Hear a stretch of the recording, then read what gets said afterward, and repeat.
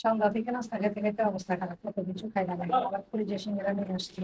এত খাবার খেলে তো এমনি মোটা হয়ে যাবো, তো সিঙ্গারাটা রেখে দিব, এখন খাবো না, এখন শুধু চা খাবো। সিঙ্গারাটা থাক, পরে খেয়ে নেবো। এটা হলো কলিজা সিঙ্গারা। এই যে চা খাবো, চা বসিয়ে দিয়েছি, এখন চাটা বানানো হচ্ছে। মিনিট আগে। গরমের মধ্যে চা খাইতে মন চায় না, কিন্তু অভ্যাস হয়ে গেছে, একটু খাইতেই হবে। তো দুধ চিনিটা গলে নিচ্ছি, এখন চাটা ঢেলে দিই।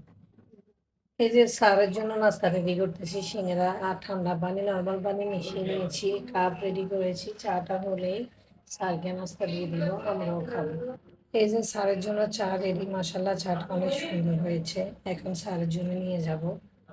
এখন আমিও চাটা খাবো, তবে কিছুই খাবো না, জাস্ট একটু মুড়ি দিয়ে চাটা খাবো, কারণ আমি বার্গার খাইছি, মোমো খাইছি।